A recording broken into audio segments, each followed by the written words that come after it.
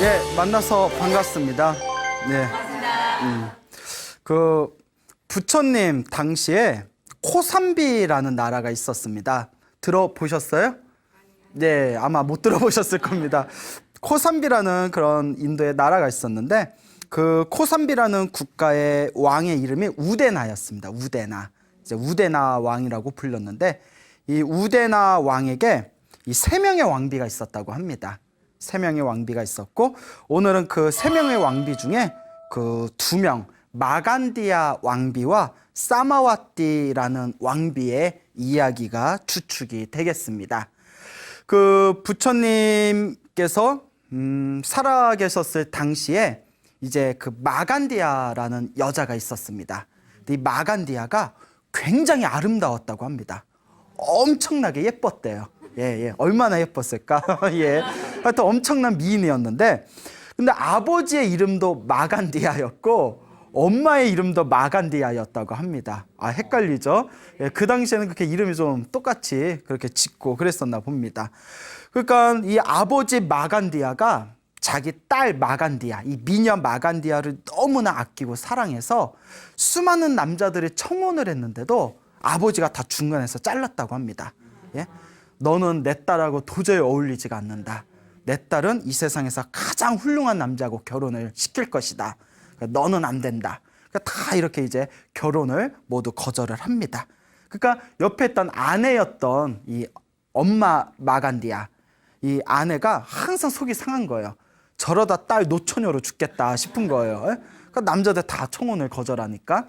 근데 하루는 부처님께서 사원에서 이렇게 명상을 하고 계실 때 문득 그 아버지 마간디아와 어머니 마간디아가 부처님의 설법을 듣고 깨달음을 얻을 만한 인연이 있음을 다 앉은 자리에서 꿰뚫어 보시게 됩니다.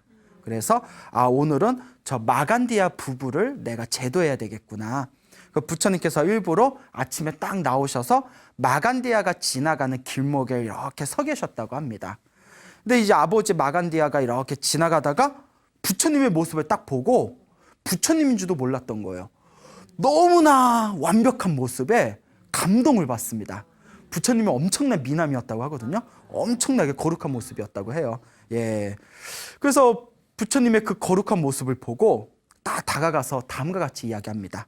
사문이요. 사문이라는 것은 그 당시 부처님 당시에 종교인을 뜻하는 표현입니다. 종교인을 뜻하는 표현. 사문이요. 당신은 너무나 위대한 인물처럼 보입니다. 내가 봤던 그 어떤 남자들 중에서도 가장 멋있어 보입니다. 내 입으로 얘기하기 뭐하지만 내 딸이 엄청 예쁩니다. 내 딸을 줄 테니까 데리고 가십시오 이러는 거예요. 부처님한테.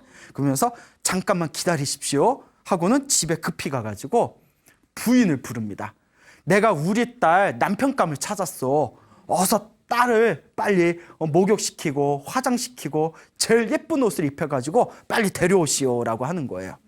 그래서 이제 그 아내가 이제 자기 딸 미녀 마간디아를 깨끗하게 목욕을 시키고 이제 예쁘게 이제 화장을 하고 옷을 입힌 뒤에 이제 부처님 계신 곳으로 갑니다.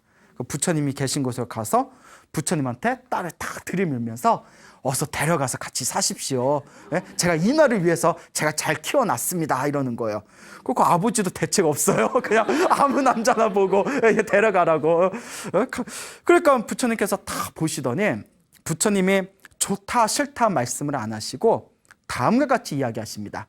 내 이야기를 한번 들어보십시오. 그러면서 부처님께서 당신이 29살에 머리를 깎고 출가하시고 보리수 나무 아래에서 깨달음을 얻기 위해서 수행을 하시던 이야기를 다 하십니다. 그러면서 그때 마왕 파순이 마왕이 나의 깨달음을 방해하기 위해서 3명의 딸을 보냈는데 그 3명의 딸들은 이 세상 누구와도 비교할 수 없을 정도로 엄청나게 아름다운 존재들이었습니다. 그 마왕의 아름다운 3명의 딸들이 이 나를 유혹하기 위해서 내 앞에서 온갖 요염한 모습으로 나를 유혹을 하기 시작했습니다. 하지만 나는 그 아름다운 3명의 딸들을 보고서도 그 어떤 조금의 욕망도 일으키지를 않았습니다. 이런 이야기를 딱 하면서 마왕의 3딸조차도 나를 유혹할 수 없었고 나는 조금의 욕망도 일어나질 않았는데 하물며 좀 심한 얘기를 하세요. 부처님께서. 당신의 딸과 같이 뱃속에 오줌과 똥이 있는 저런 여자를 제가 원하겠습니까? 라고 이야기를 하는 거예요. 예, 말이 좀 세요. 뱃속에 똥과 오줌이 있는 여자를 내가 원하겠습니까?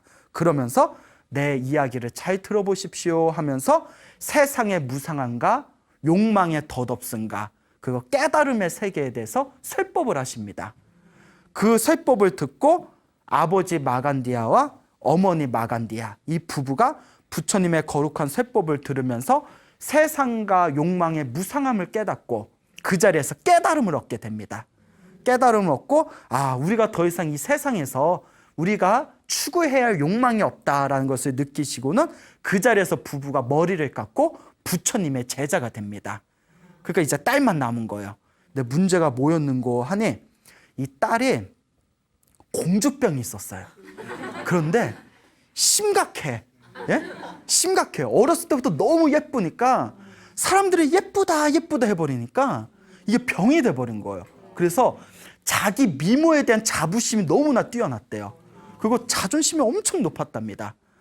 그런데 자기 부모님 앞에서 자기를 가리키면서 뱃속에 똥과 오줌이 있는 여자 이런 얘기 들으니까 막 모욕감이 확 일어나면서 걷잡을 수 없는 부처님에 대한 원망이 일어나기 시작합니다.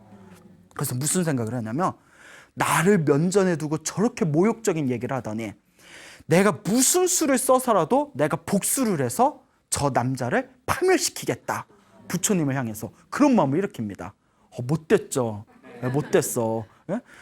그러니까 이제 이 부부는 출가하면서 이 자신의 사랑하는 딸 마간디아를 이제 삼촌에게 맡깁니다. 예, 삼촌에게 이제 마간디아의 삼촌에게 우리는 출가를 할 테니까 부처님을 만나서 출가를 할 테니 우리의 딸을 잘 보살펴다오라고 부탁을 하게 됩니다. 그리고 이제 이 부부는 출가를 해서 이분들도 이제 나중에 번뇌가 사라진 위대한 성자인 아라한이 됩니다. 그런데 부모는 그렇게 잘났는데 부모님은 출가해서 깨달음을 얻을 정도로 잘난 분인데 딸은 너무나 못났어. 예? 딸은 너무나 못났어요. 그러니까 이 딸이 이제 삼촌 밑에서 이렇게 지내고 있는데 삼촌이 문득 이런 생각을 합니다. 내 조카지만 너무 예쁘고 아름답다. 아무 남자하고나 결혼시키면 안 된다. 그러니 이번에 조카를 이용해서 이번에 단단히 한 못을 잡자라고 여깁니다. 그래서 딸을 아주 예쁘게 화장시킨 뒤에 아까 말한 코삼비의 우데나 왕을 찾아갑니다. 우데나 왕한테 왕이시여 왕 정도 되시려면 왕비라면 모름지기 이 정도 미모는 있어야 되지 않겠습니까? 하고 조카를 다 이렇게 보여줍니다. 그러니까 딱 보고 왕이 한눈에 반해. 남자는 똑같아. 예? 예쁘면 장땡이야. 예? 너무 예쁘니까 그 왕비를 다 이렇게 받아들이고 이제 그 삼촌에게 벼슬을 내립니다. 고마우니까. 이렇게 해서 이제 마간디아가 부처님에 대한 복수심을 가지고 있는 마간디아가 코삼비 왕의 왕비가 됩니다. 자, 그런데 이 코삼비 왕 우데나에게는 사마와띠라는 왕비도 있었습니다. 이 사마와띠라는 왕비가 굉장히 지혜롭고 착한 여자였다고 합니다. 그래서 이 코삼비 왕 우데나 왕이 자기의 또 다른 왕비였던 이 사마와띠를 굉장히 아끼고 사랑했답니다. 그래서 이제 사마와띠에게는 500명의 시녀가 있었다고 합니다. 예, 대단하죠. 예? 우리 한 5명만 있어도 원이 없겠다. 예? 예? 500명에서 5명만 좀 어떻게 안 되나? 이제? 자, 그래서 500명의 시녀들이 있었다고 합니다. 근데 500명의 시녀 중에서 쿠주타라라는 한 하녀가 있었습니다. 쿠주타라라는 이 하녀가 항상 그 우데나 왕에게 8냥을 받았답니다. 매일 8냥을 돈을 받아서 이 8냥으로 왕비에게 매일매일 아름답고 예쁜 꽃을 올려다오라고 항상 8냥씩을 줬답니다. 예? 그 왕이 굉장히 로맨틱해요. 예? 뭐 자기가 산 건 아니지만 또 8냥을 주고 좀 사다 드려라. 내가 신경 못 써도.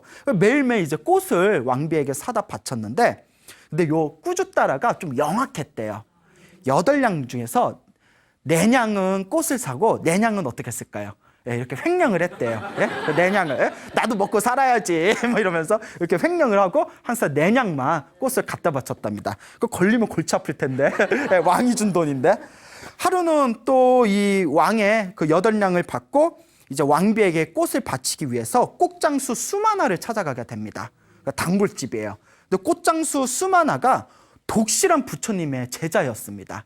부처님의 신도였는데 그 꾸주따라가 딱 오니까 수마나가 이 꽃장수 수마나가 딱 꾸주따라를 붙들더니 오늘 내가 부처님하고 제자분들을 모셔가지고 공양을 올리기로 했다. 그러니 옆에서 나 좀 도와다오. 도와주고 너도 이렇게 부처님 법문 좀 듣고 그렇게 좀 마음 공부 좀 해라. 좀 도와다오 하니까 예, 그럼 제가 좀 도와드리겠습니다라고 합니다. 둘이 워낙 친했으니까. 부처님과 부처님의 거룩한 제자들이 오셔서 이렇게 공양을 받아 드시고 옆에서 수마나 꽃장수와 그 꾸주따라 하녀가 함께 이렇게 부처님과 제자분들이 공양한 걸 옆에서 이렇게 시봉을 듭니다. 그 부처님과 제자분들이 다 공양을 마치시고 나서 부처님께서 이제 꽃장수 수마나와 꾸주따라와 그 자리에 모였던 다른 신도들을 위해서 이렇게 법문을 해주셨대요. 근데 법문을 듣자마자 이 하녀 꾸주따라가 그 자리에서 깨달음을 얻어버립니다. 예, 하녀 꾸주따라가 그거 듣자마자. 근데 이런 얘기 듣다 보면 좀 자존심 상해요. 내가 지금 아니 누구는 그냥 얼떨결에 가서 설거지하다가 부처님 법문 듣다 보고 그 자리에서 깨닫고 뭐 여기까지 예예 하여튼 좀 자존심 상해요. 근데 이제 그런 사람들 전생에 다 수행을 했던 사람들이에요. 예, 그것도 이야기들이 있는데 그 자리에서 딱 깨달음을 얻고 완벽하게 부처님께 귀의를 하게 됩니다. 그리고 그날 이제 꽃을 사갔는데 이제 4냥을 항상 뒤에 챙겼잖아요. 이제 8냥으로 다 꽃을 사서 그대로 왕비에게 바칩니다. 그 왕비가 보니까 꽃의 양이 2배가 많아진 거예요. 야, 오늘은 왕께서 돈을 2배를 더 주셨냐? 왜 이렇게 오늘 꽃이 훨씬 더 좋은 꽃이 훨씬 더 양이 많구나라고 이야기를 합니다. 그러니까 이미 깨달음의 경지에 이른 꾸주따라는 이제 거짓말을 할 수가 없습니다. 솔직하게 얘기를 합니다. 이제 마음이 완전 변화된 거예요. 그동안 8냥을 주셨는데 4냥은 꽃을 사고 4냥은 제가 챙겼습니다. 그런데 오늘은 제가 8냥을 다 꽃을 올린 겁니다. 여태껏 4냥만 사고 4냥은 챙겼다고 하는데 왜 8냥을 다 썼냐? 무슨 마음의 변화가 있었냐? 하고 왕비가 물어보니까 오늘 부처님의 법문을 듣고 제가 부처님의 법을 이해하고 깨닫게 되었습니다. 저의 마음은 완전히 변했습니다. 이제 저는 오로지 부처님의 법에 따라서 바르게 살아갈 것입니다.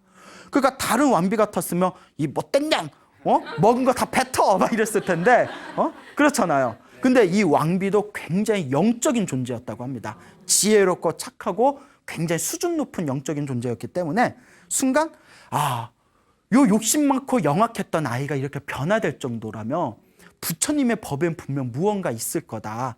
나도 궁금하구나. 그래서 네가 깨달았던 그 부처님의 법, 부처님께 들은 그 법문을 나에게도 말해다오. 너무나 듣고 싶구나라고 부탁을 합니다. 근데 꾸주따라가 이렇게 이야기합니다. 제가 부처님의 법문을 대신 전해드리기 위해서는 먼저 제가 목욕을 하고 아주 좋은 옷을 입고 높은 자리에 올라서 야만 저는 얘기할 수 있습니다. 이 조건을 들어주셔야만 됩니다. 그렇지 않으면 저는 얘기하지 않겠습니다. 왜 이렇게 건방진 말을 했을까요? 부처님의 법이 너무나 위대하기 때문에 쉽게 얘기하지 않겠다는 거예요. 그만한 공경심을 표해라. 그래야 나는 부처님의 법을 설하겠다. 그러니까 자기가 잘나서가 아니라 위대한 부처님의 법문을 들으려면 그 정도 예의는 갖춰라라는 그런 의미가 되는 것이죠. 근데 이제 우리 같으면 아이고 너 잘났다 됐다 됐어 꼴에 잘났어 이럴 텐데 그렇죠. 좀 그런 마음도 있을 수 있잖아요. 사마와티는 몸소 아주 고급 향수로 목욕물을 끓이고 그 고급 향수로 끓인 목욕물에다 깨끗하게 목욕을 시키고 가장 좋은 드레스를 입히고 그리고 일부러 높은 자리를 만들어서 그 위에다 천박한 하냐였던 꾸주따를 위에 올린 뒤에 자기와 500명의 시녀가 그 밑에 앉아서 다 합장을 하고 법문을 들었다고 합니다. 그래서 대단한 거죠. 그러니까 전생에 공부를 했던 분들인 것 같아요. 그러니까 꾸주따라가 부처님께 들었던 설법을 그대로 얘기를 하니까 그 사마와티 왕비와 500명의 시녀가 그 자리에서 다들 감동을 느낍니다. 다들 너무나 감동을 느끼면서 가슴이 열린 거예요. 그러면서 다음과 같이 부탁합니다. 벗이여, 벗이라고 표현을 합니다. 하녀가 아니라 벗이여, 친구여, 이제부터 힘든 일은 하지 마십시오. 오직 우리를 위해서 매일 부처님의 법문을 듣고 매일 우리들에게 그 법문을 대신 전해 주십시오. 오늘부터 이것만 하십시오라고 부탁을 합니다. 야, 지위가 확 올라갔어요. 예? 그러니까 이제 매일 꾸짖다라는 이제 그 부처님의 절에 가서 부처님 법문을 듣고 그 법문을 잘 기억한 뒤에 다시 궁전으로 돌아와서 사마와띠와 500명의 시녀들을 위해서 항상 설법을 해줍니다. 이렇게 설법을 하다 보니까 또 워낙 머리가 좋았잖아요. 나중에는 부처님의 법문을 저절로 다 외워버렸대요.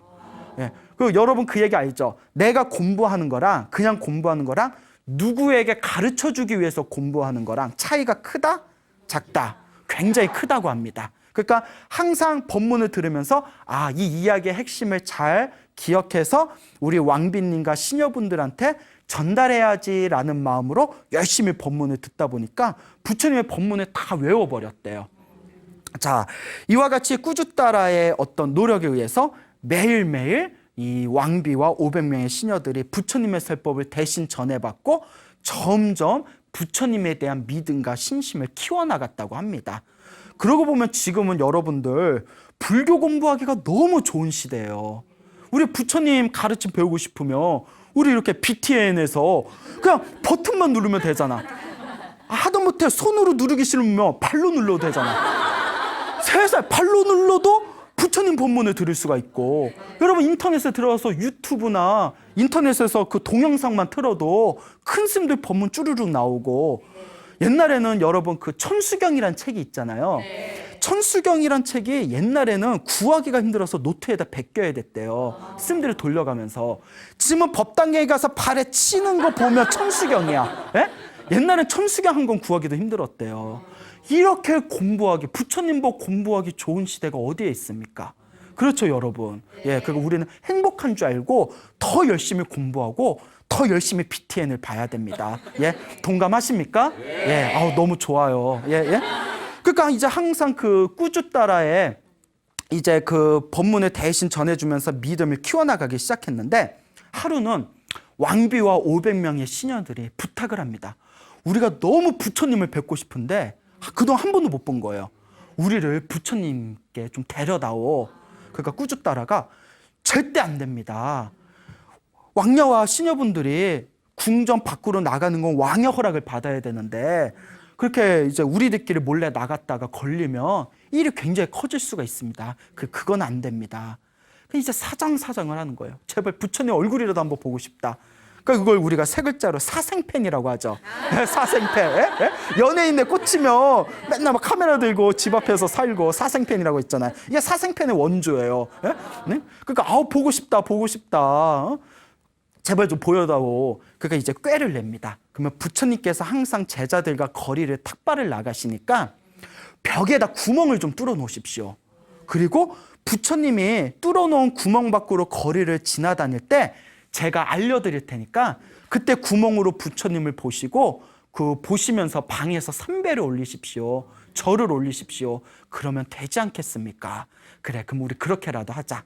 그리고 시녀하고 왕비가 방마다 구멍을 다 뚫어놓은 거예요. 네? 그리고 거기서 이렇게 보고 있다가 꾸짖다라가 이제 부처님이 몇 시간 후에 지나가십니다 하면 거기 기다리고 있다가 부처님이 딱 지나가면 거기서 구멍에서 다 부처님을 보면서 뭐 오빠 뭐 이러진 않았겠죠? 예? 예? 어머 부처님 위대하신 부처님이다 하면서 이렇게 삼배를 올리면서 예경을 했다고 합니다. 자, 이렇게 이제 신심이 키워가고 있을 때 아까 얘기한 마간디아 기억나시죠?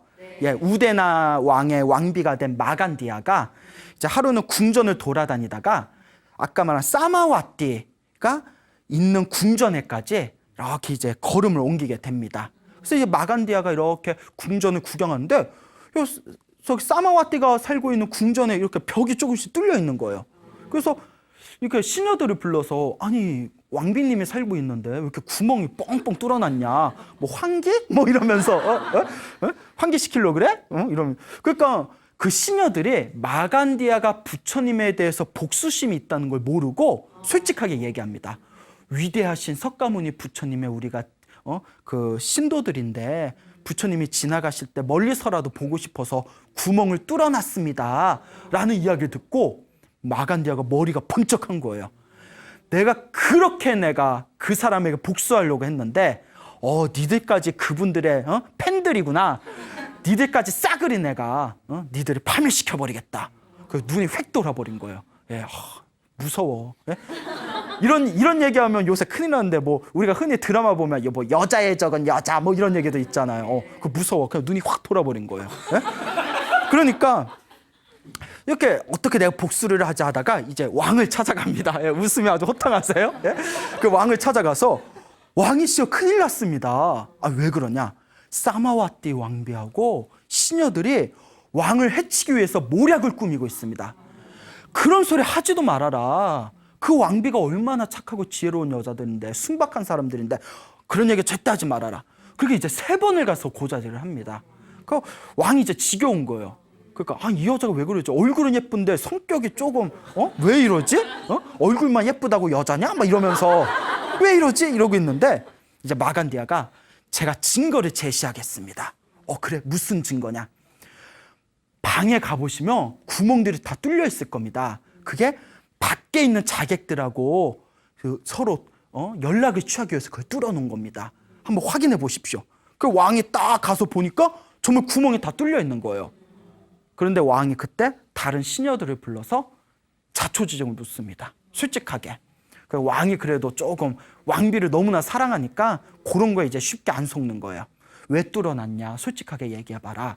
그 이제 다 얘기를 합니다. 우리가 부처님의 설법을 전해 듣고 있는데 법문이 너무 좋아서 밖에서라도 좀 쳐다보려고 그렇게 구멍을 뚫어놨습니다 했더니 이제 왕이 좀 질투날 만도 하잖아요. 그럼 뭐 너 내가 좋아 부처님이 좋아 뭐 이럴 수도 있잖아요. 둘 중에 하나만 선택해. 에?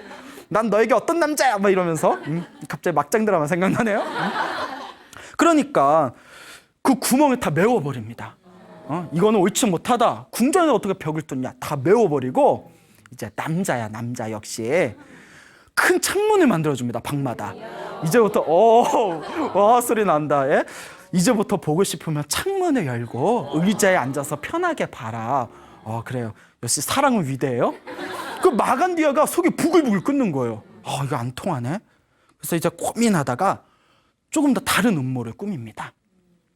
자기 삼촌한테 부탁을 해요. 벼슬을 얻은 삼촌한테 자기의 음모를 밝힌 뒤에 삼촌, 우리 왕께서 술에 취해 있을 때 선물을 갖다 바치십시오. 그래서 선물로 일단 살아있는 닭 8마리와 죽은 닭 8마리를 가져오십시오 라고 부탁을 합니다. 그 자신의 음모를 얘기를 해요. 이제 삼촌이 딱 와서 살아있는 닭 8마리를 왕에게 바칩니다. 왕이 취했을 때. 그 왕이 이렇게 보니까 그래 내가 닭 요리를 좋아하는데 요리 좀 해와라. 맛있겠다. 그 누구한테 요리 시킬까 하니까 마간디아가 딱 기다렸다는 듯이 우리 사마와띠하고 그 시녀들한테 요리를 맡기십시오 하는 거예요. 그래 그 왕비하고 시녀들한테 요리 좀 해오라고 시켜라.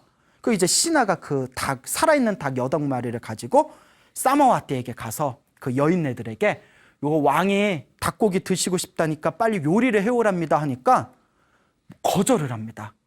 우리는 부처님의 제자로서 불살생 생명을 죽이지 않습니다. 요리를 할 수가 없습니다 하고 근데 왕이 시킨 건데 그렇잖아요. 그러니까 신하가 그대로 살아있는 닭 8마리를 왕한테 다시 돌려주면서 싫다고 합니다 하면서 자치조종을 얘기합니다. 그러니까 왕이 기분이 엄청 상한 거예요. 막 건방지잖아요. 아니 왕이 시켰는데 얘네들이 누가 더 좋아? 또 이거 한번 해야 되나? 나야 부처님이야. 둘 중에 하나 선택해. 이래야 되나? 그러니까 옆에서 마간디아 기회를 놓치지 않고 만약에 부처님한테 요리를 올려라 하면 그 사람들은 요리할 겁니다. 에이 나한테도 안 해줬는데 설마 해주겠냐? 해줄 겁니다. 한번 시험해 보십시오 이러는 거예요. 그 왕이 그래. 그러면 이 닭을 다시 갖다 줘서 부처님께 공양을 올릴 거니까 요리하라고 시켜라. 그러니까 그때 신하가 알겠습니다 하고 살아있는 닭 8마리를 가져가는 척하면서 뭘로 바꿔갔을까요? 그렇죠. 아까 얘기한 죽은 닭 8마리를 갖다 줍니다. 죽은 닭 8마리를 갖다 주면서 왕께서 이 죽은 닭을 부처님과 제자분한테 공양 올려서 이렇게 보시하라고 시키셨습니다. 이걸 요리하시랍니다 하니까 이미 닭이 죽어 있는 상태잖아요. 그러니까 너무나 기뻐하면서 우리가 정성껏 요리해서 공양 올리겠습니다 하면서 막 요리를 하는 거예요. 이미 죽어 있으니까. 근데 여기서 한 가지, 닭을 공양 올린다고 했잖아요. 닭고기를.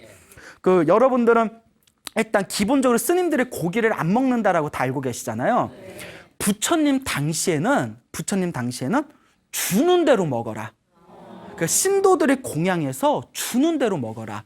우리가 뭐는 먹는다, 뭐는 안 먹는다 하면 요리를 준비하는 신도들이 얼마나 좀 힘들겠냐. 그러니까 채소건 고기건 주는 대로 먹어라라는 원칙이 있었습니다. 이제 아시겠죠? 예. 그래서 이제 부처님과 스님들께 공양을 올리려고 죽은 닭을 이제 요리를 한 거예요. 그거 신하는 다 가가지고 왕한테 그 음모대로, 예? 아니 요리를 해서 올리겠답니다 이렇게 얘기를 하는 거예요. 그거 왕은 살아있는 닭으로 알고 기분이 확 불쾌해지잖아요. 그때 마간디아가 가만두면 안 됩니다. 저것 보십시오. 왕보다 부처님을 더 좋아하나 봅니다. 그냥 가만두고 보실 겁니까 하고 막 이제 모략을 이제 세우는 거예요. 근데 왕이 이제 이제 아주 그냥 성격이 포용성 있나 봐요. 기분은 나빴지만 에이 존경하는 스승이라니까 그럴 수도 있지. 더 이상 얘기 꺼내지 마시하고 딱 넘어가 버렸대요. 야, 만나려면 이런 남자 만나야 돼. 쪼잔하게 막 카톡으로 내가 오늘 자다가 갑자기 생각나서 나 이대로 잠이 안 올 것 같아. 뭐 이러면서 너 빨리 선택해. 누구야, 누구. 이런 남자 만나면 힘들어요. 그렇죠? 예.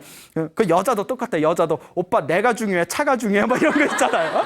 오빠 내가 중요해, 게임이 중요해. 그 제일 믿지. 오빠 회사가 중요해, 내가 중요해. 이러면 남자들도 참 힘들어 합니다. 예, 그래요. 웃자고 한 말이고요. 그 마간디아는 너무 속이 상한 거예요. 마지막으로 이제 고민에 빠집니다. 어떤 방법을 쓸까? 그러다가 이제 드디어 꾀를 냅니다. 왕은 이제 왕비가 3명이 있어서 일주일에 한 번씩 다른 왕비의 궁전에 가서 일주일씩 이렇게 머물렀다고 합니다. 그래서 이제 사마와티에 이제 궁전을 갈 때쯤에 왕이 제일 아끼는 악기가 있었대요. 그 악기의 구멍에다가 독사를 집어넣습니다. 독사를 집어넣고 거기다 이제 꽃으로 막아버립니다. 꽃으로 막고 그렇게 이제 며칠이 지납니다. 독사가 있는 상태에서. 며칠이 지난 뒤에 이제 왕이 사마와티에 이제 처소로 궁전으로 이제 발걸음을 옮기고 있을 때 그때 마간디아가 기다렸던 듯이 나타납니다. 왕이씨 어디로 가십니까? 네, 오늘 사마와티 궁전에서 잠을 잘 생각이요. 제가 꿈자리가 너무 뒤숭숭해서 가지 마십시오.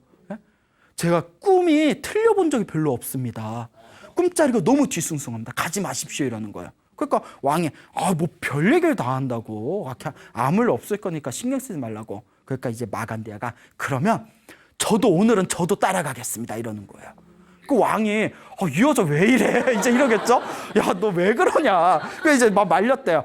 나 그냥 사마와티하고 좀 지낼 거니까 너 궁전에서 쉬다가 내가 또 며칠 후에 가겠다고. 아닙니다. 꿈자리가 너무 뒤숭숭하니까 제가 따라가겠습니다. 그 어떡해요?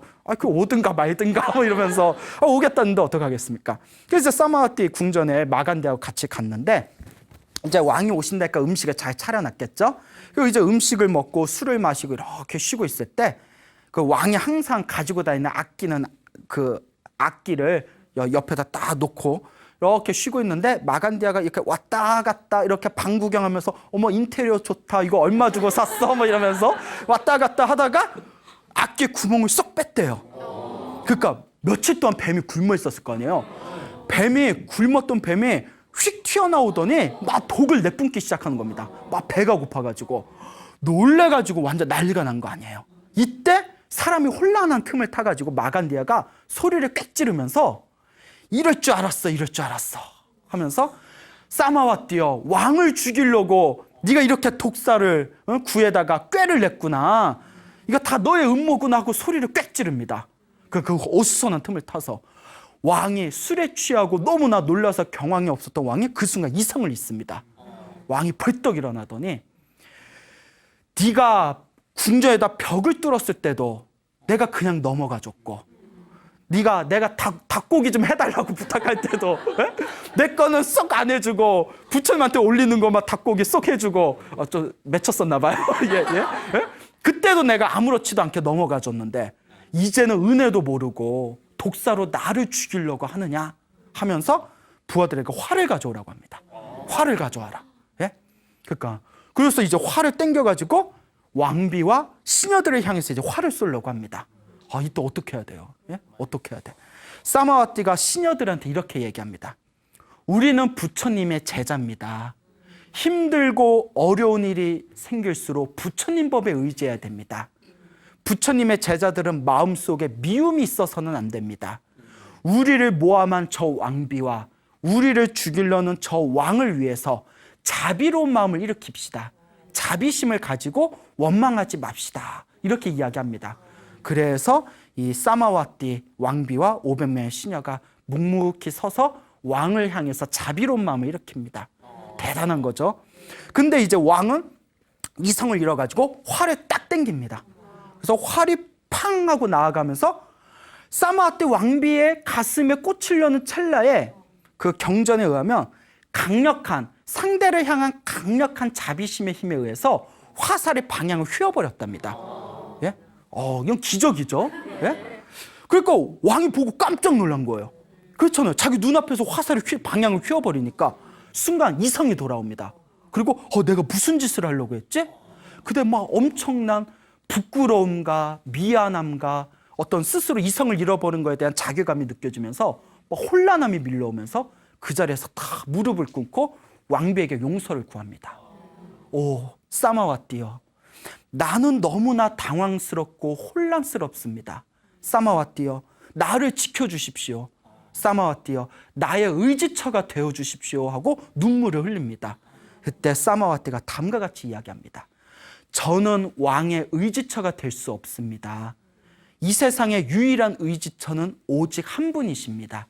세상에서 가장 위대하신 분, 세상에서 가장 위대한 깨달음을 얻으신 분, 오직 부처님을 의지하십시오 라고 이야기를 합니다. 그 왕이 내 앞에는 사마와띠 왕비 당신뿐이 없습니다. 나의 의지처가 되어주십시오 라고 부탁을 합니다. 그러니까 다시 사마와띠 왕비가 거절을 하면서 우리들의 위대한 스승 부처님을 의지하세요 라고 얘기를 합니다. 그 왕이 다음과 같이 얘기합니다. 그러면 나의 왕비인 당신과 당신의 스승인 부처님 두 분에게 내가 의지하겠습니다.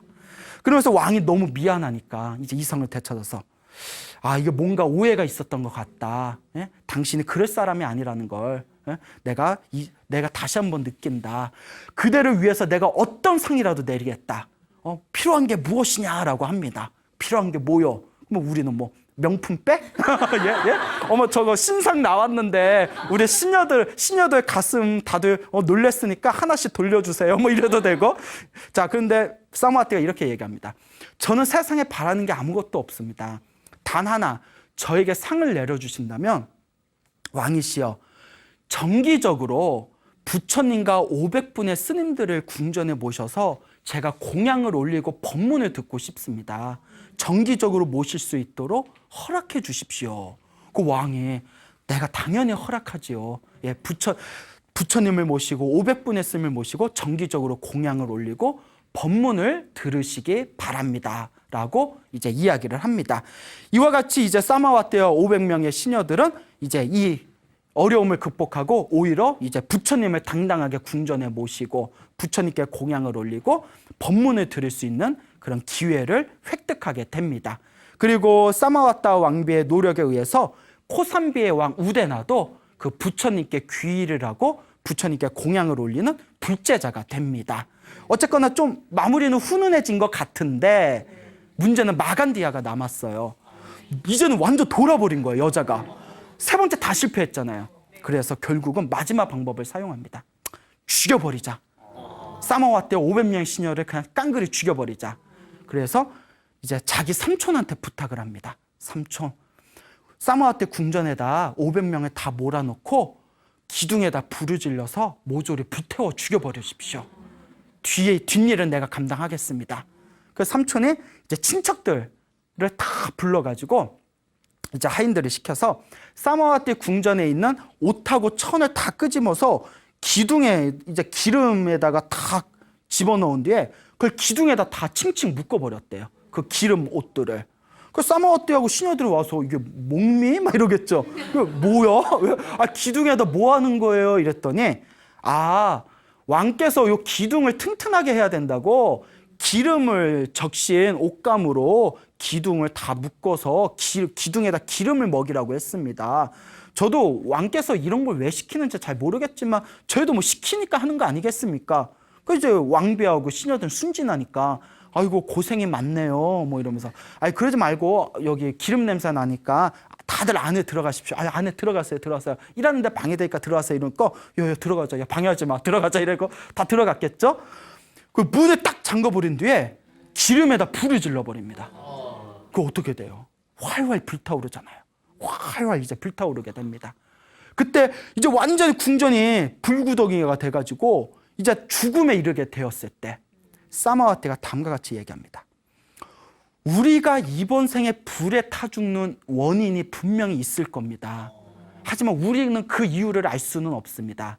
다만 머나먼 지금까지 태어나고 죽는 윤회의 삶 속에서 우리가 타 죽어야 할 만한 분명히 업보가 있을 겁니다.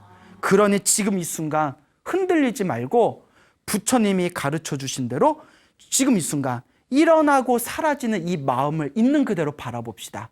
이 고통을 있는 그대로 바라보고 오로지 수행에만 집중하시다. 사마와티 왕비의 이 이야기를 듣고 500명의 시녀들이 모두 그 자리에서 다 가부좌를 틀고 깊은 명상의 세계에 들어갑니다. 그 몸이 막 불에 타가지고 뜨거워서 고통스러운 그 순간에도 마음을 놓치지 않고 자신의 몸과 마음의 세계를 있는 그대로 바라보고 마음을 알아차리는 수행에 몰두합니다. 그리고 500명의 시녀와 사마와티 왕비가 불에 타서 목숨이 끊기기 직전에 모두 다 깨달음을 얻게 됩니다. 그리고 500명이 모두 깨달음을 얻으면서 고요한 마음으로 불에 타서 죽게 됩니다. 모두 다 죽어버린 거예요.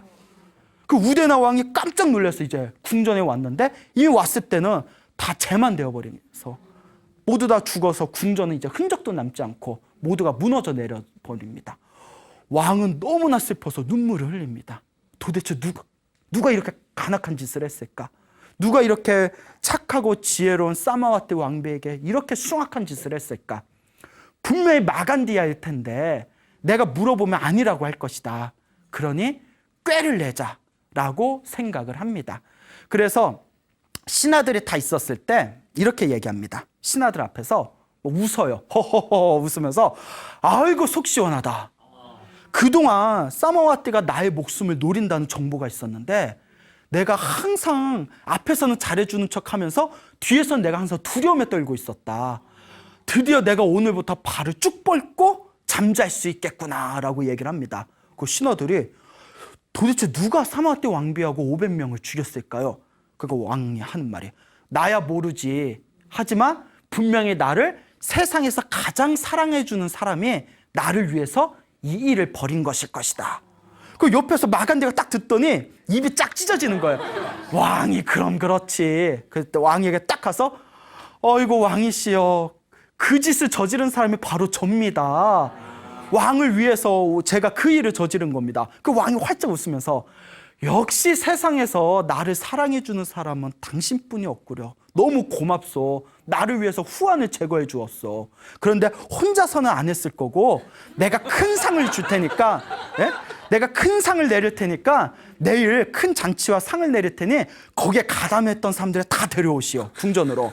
그 마간디아는 신나서 친척들 삼촌한테 연락해서 내가 분명히 뒷일을 다 책임진다고 하지 않았습니까? 왕께서 내일 큰 상을 주신다더니 그때 친척들 다 데려오십시오. 그 다음날 삼촌하고 룰루랄라하고 친척들이 마간디아가 딱 궁전에 들어왔을 때 왕이 저들을 다 추포해라 라고 한 뒤에 아주 잔인한 방법으로 다들 처형시켰다고 합니다. 예, 굉장히 잔인하고 고통스러운 방법으로. 그만큼 왕의 분노가 컸던 거죠. 예. 자, 이 사건이 터지고 나서 스님들 사이에서 큰 논쟁이 벌어집니다. 마간디아는 굉장히 독실한 불자였다. 정말 훌륭한 불자였다. 그런데 어떻게 저렇게 불에 타줄 수 있단 말인가? 저렇게 불에 타준 것 자체가 너무나 불공평하다. 부처님께서 그 말을 딱 들으시고 앞에 나와서 제자들에게 다음과 같이 말씀하십니다. 아니다. 불공평한 것이 아니다. 이번 생만 보면 불공평한 것 같지만 저 왕비와 시녀들이 과거 전생에 저질렀던 짓을 살펴보면 하나도 불공평한 것이 아니다. 자기 업은 자기가 받듯이 이번 생에 불에 타 죽어야 하는 업보가 있었을 뿐이다. 이건 공평한 것이다 라고 했습니다. 제자들이 질문을 던집니다. 전생에 어떤 업이 있었기 때문에 불에 타 죽어야 됐습니까? 저희들에게 알려주십시오. 그러니까 부처님께서 다음과 같이 말씀하십니다. 머나먼 과거 전생에 8명의 거룩한 성자가 있었다고 합니다. 근데 8명의 거룩한 성자를 그 나라의 왕이 모셔서 항상 공양을 올리고 법문을 들었다고 합니다. 그러다 어느 날 8명의 거룩한 성자 중에서 7명이 산으로 돌아가고 한 분의 성자께서 그 강이 있는 곳에 풀더미에 앉아가지고 이렇게 깊은 명상의 상태에 들어가셨다고 합니다. 그럴 때 이제 500명의 시녀들이 있었는데 이 500명의 궁녀들이 이제 개울가 강에 가가지고 깨끗하게 이제 목욕을 하다가 물놀이를 밤새도록 했다고 합니다. 밤새도록 물놀이를 하는데 저녁이 되었을 때 너무나 몸이 추워가지고 야, 몸이 추우니까 우리 몸 좀 따뜻하게 불 좀 지피자 하는데 저기 풀더미가 보이는 겁니다.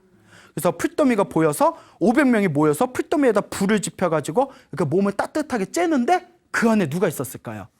예, 성자, 한 분의 거룩한 성자가 이렇게 앉아 있었던 겁니다. 그런데 이 거룩한 성자의 명상의 깊이가 너무나 굉장히 깊었기 때문에 불에 타지 않는 경지에까지 이르렀답니다. 명상 수준에 있을 때. 이게 경전에 그런 명상의 세계가 나와요. 멸진정이라고. 나중에 또 공부하면 나오는데 멸진정이라는 명상 세계에는 불에 몸에 타질 않습니다. 근데 이 사람들은 그런 세계를 모르니까 왕께서 존경하는 성자인데 우리가 불을 지펴가지고 저분이 타 죽게 생겼다. 이걸 알면 우리는 이제 왕한테 죽을 텐데 망했다 하다가 누가 이렇게 얘기합니다. 야, 이럴 바야 증거를 인멸하자. 기름을 부어가지고 완전히 재로 만들어서 흔적을 없애버리자. 그래서 500명의 궁녀들이 두려움에 떨다가 결국에는 해서는 안 됐지. 위에다가 기름을 끼얹어서 불을 더 크게 일으키고 모두 도망을 갑니다. 그런데 불은 꺼지고 성자는 불에 탔을까요? 안 탔을까요? 그렇죠. 성자는 고요한 상태로 명상 계속 있다가 일주일 후에 명상에 깨서 아무렇지도 않은 듯 떠나버렸다고 합니다. 근데 여기서 이제 문제가 뭐냐면 처음에 불을 태웠을 때는 죽이겠다는 의도가 있었어요? 없었어요? 없었기 때문에 그는 악업이 되지 않는답니다. 무슨 말인지 알죠? 그러니까 죽이려는 의도가 없을 때는 악업이 되지 않았는데 두 번째는 두려움에 떨면서 어떻게 했죠? 죽이려고 불을 다시 태웠죠. 그거는 뭐가 된다? 악업이 된 거예요. 차라리 그때 죄를 고백하고 끝냈으면 악업이 안 됐을 텐데 증거를 인멸하기 위해서 야, 아예 불을 더 태워서 완전히 죽여버리자. 그 마음에 강력한 악업이 이루어지면서 그 500명이 죽은 뒤에 지옥에 떨어지게 되고 지옥에서 나온 뒤에도 백생 동안 불에 타 죽는 업을 받게 되었다고 합니다. 그때의 업보가 남아서 왕비와 500명의 시녀들은 이번 생에 불에 타 죽는 업보를 받았지만 이들은 이번 생에 부처님의 가르침을 통해서 깨달음을 얻었기 때문에 이제는 더 이상 그런 업보를 받지 않을 것이다 라고 부처님께서 말씀하셨습니다. 이와 같이 내가 지은 업은 누가 받는다? 내가 받는다. 좋은 업은 좋은 업대로, 나쁜 업은 나쁜 업대로 내가 받는다. 이것이 바로 부처님의 인과응보법이 되겠습니다. 그러니까 여러분들도 항상 좋은 의도와 마음을 가지고 공덕을 짓는 삶을 사시기 바랍니다. 여러분, 행복해지고 싶습니까? 네. 행복한 삶을 창조하고 싶습니까? 네. 복을 지으십시오. 선업을 지으십시오. 공덕을 쌓으십시오. 복과 선업과 공덕의 힘이 여러분들을 진정한 행복의 길로 이끌어 줄 것입니다. 오늘 여기서 마치겠습니다. 소중한 나